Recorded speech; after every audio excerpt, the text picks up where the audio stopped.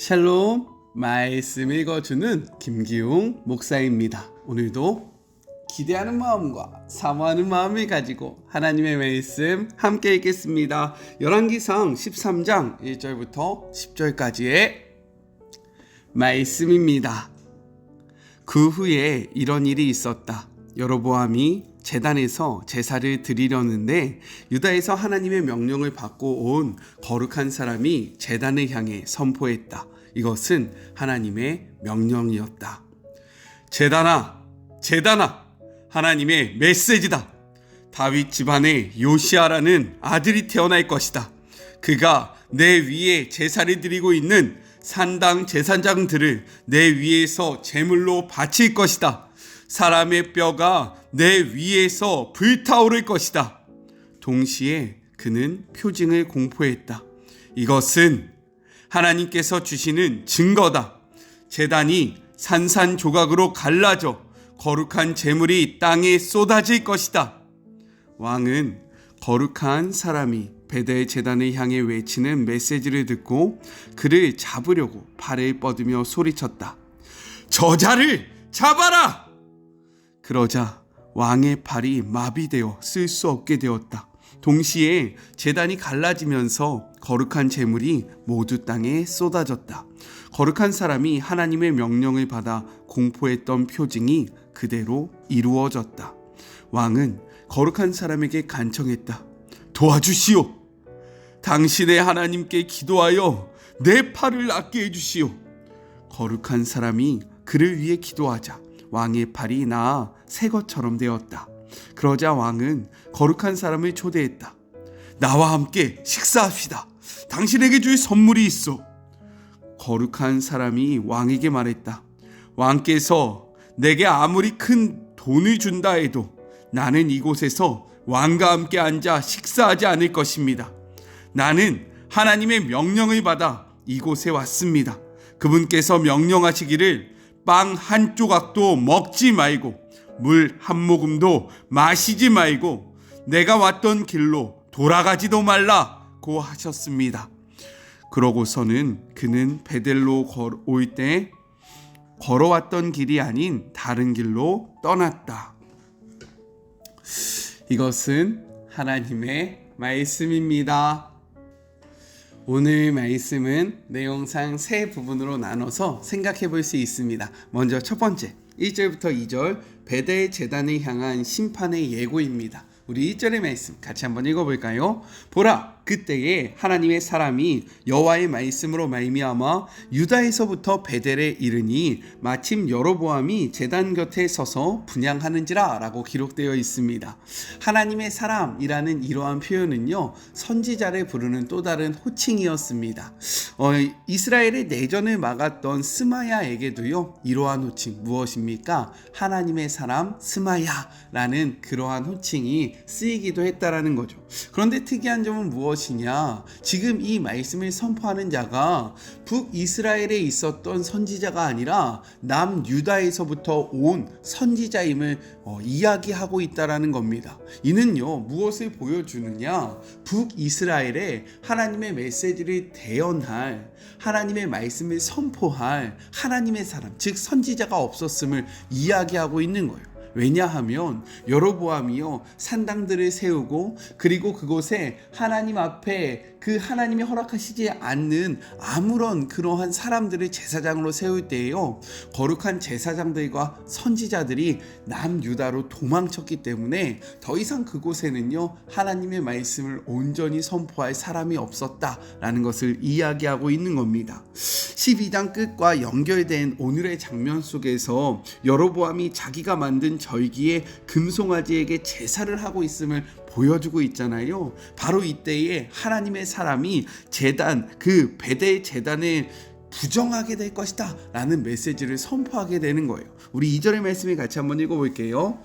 하나님의 사람이 제단을 향하여 여호와의 말씀으로 외쳐 이르되 제단아 제단아 여호와께서 이와 같이 말씀하시기를 다윗의 집에 요시아라 이름하는 아들을 낳으리니 그가 내 위에 분향하는 산당 제사장들을 내 위에서 제물로 바칠 것이요 또 사람의 뼈를 내 위에서 사르리라 하셨느니라 라고 외치게 됩니다.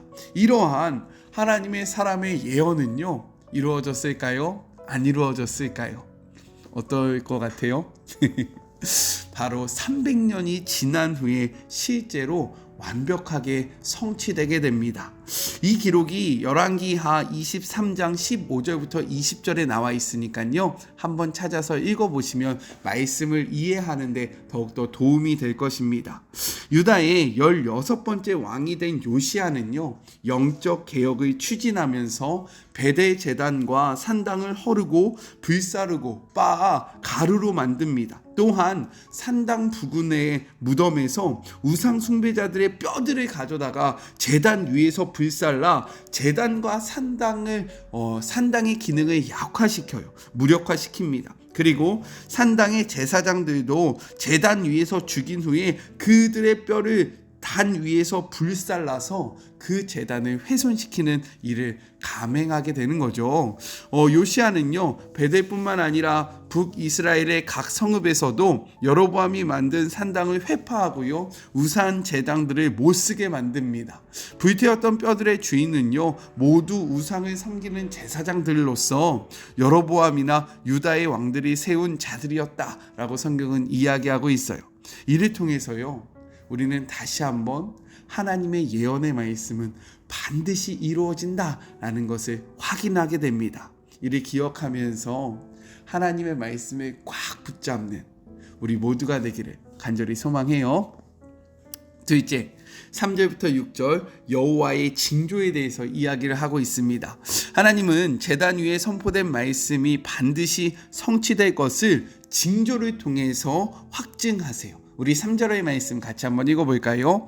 그날에 그가 징조를 들어 이르되 이는 여호와께서 말씀하신 징조라 제단이 갈라지며 그 위에 있는 재가 쏟아지리라 하매라고 선포하십니다. 징조에 나타날 형상은 무엇이냐면 제단이 더럽히고 파괴되어 제단의 기능을 잃게 됨을 뜻하는 것. 이는 궁극적으로 여로보암이 만든 우상, 제단, 산당이 가치가 없다라는 것. 그것은 아무런 기능을 하지 못한다는 것을 분명하게 보여주고요. 그들의 죄악을 심판하고 우상 숭배자와 우상에게 하나님의 심판이 임할 것임을 선포하고 있는 역할을 하는 것입니다.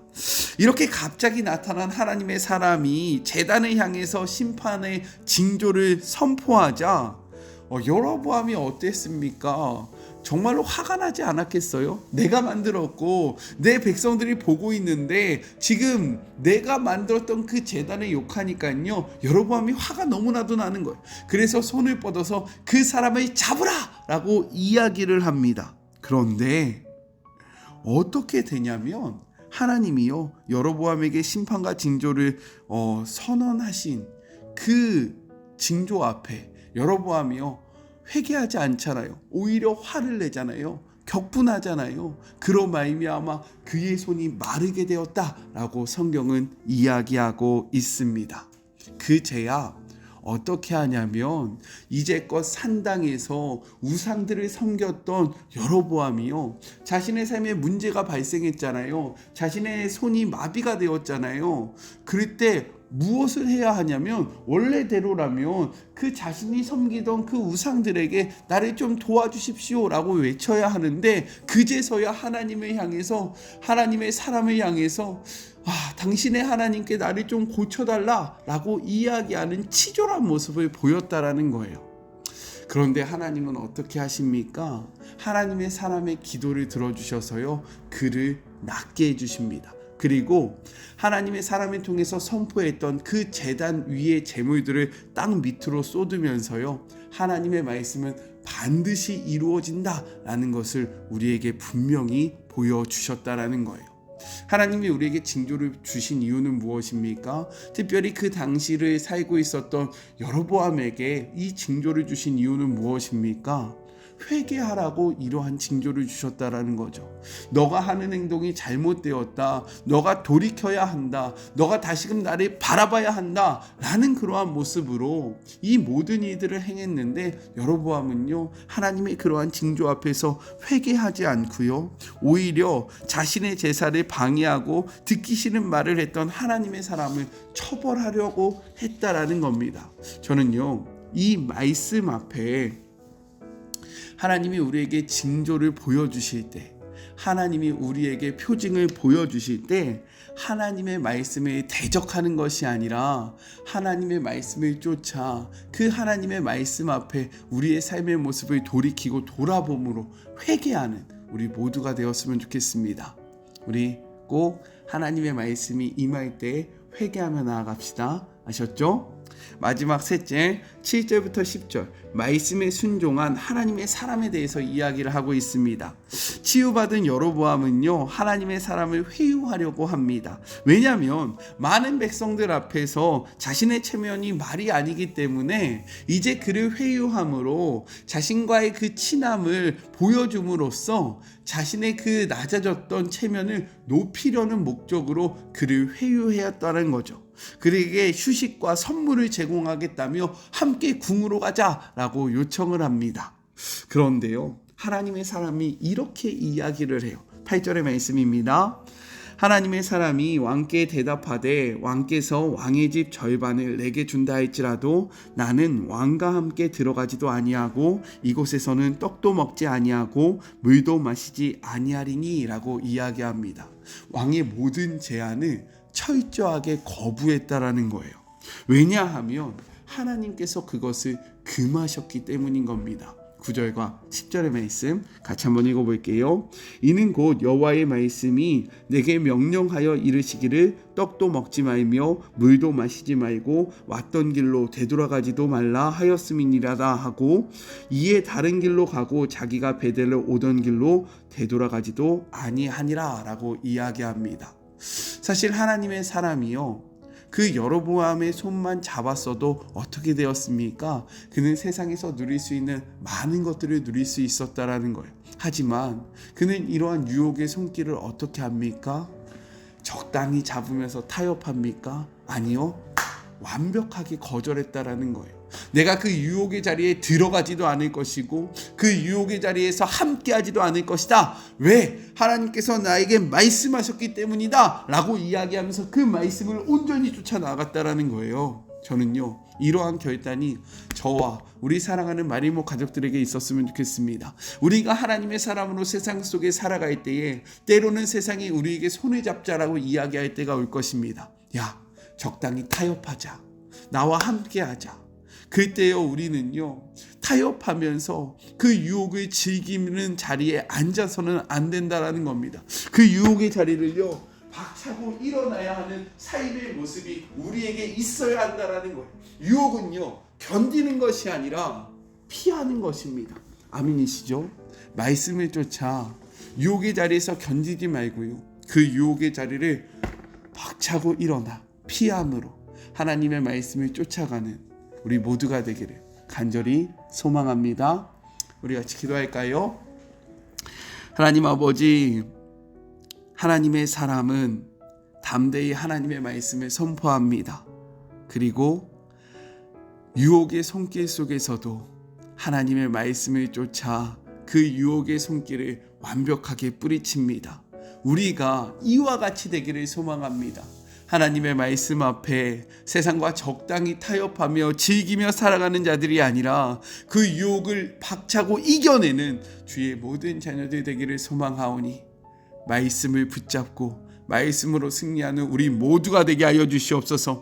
하나님께서 표징을 보여주실 때에 여로보암이 취해야 할 모습은 회개였습니다. 우리도 동일합니다. 하나님의 말씀이 선포되어질 때에 우리가 회개함으로 나아가는 주의 모든 자녀들 되게 하여 주시옵소서. 함께 하실 주님을 의지하며 거룩하신 예수님의 이름으로 간절히 기도드립니다. 아멘. 유혹은요, 타협으로 이길 수 있는 것이 아닙니다. 말씀이 있다면 그것을 완전히 끊어내는 모습이 너무나도 중요하다라는 거예요. 하나님의 말씀을 쫓아 유혹을 이겨내는 우리 모두가 되었으면 좋겠어요. 그리고 다음 주 월요일은 한글날입니다. 또 아주 좋은 휴일인데요. 저는 주일부터 월요일까지 저희 교회 청년들과 청년 MT를 떠나거든요. 이 시간을 위해서 함께 기도해 주시고, 물론 월요일이 쉬는 날이지만 그래도 말씀은 함께 나누도록 할 테니까요. 우리 말씀 가운데 계속해서 교제하며 나아갔으면 좋겠습니다. 저는요, 삶의 자리가 시작되는 월요일날 또 만나도록 할게요. 사랑하고 주님의 이름으로 축복하면서 오늘 하루도 힘내세요. 우리 월요일날 만나요. 안녕. 오늘도 수고하셨습니다.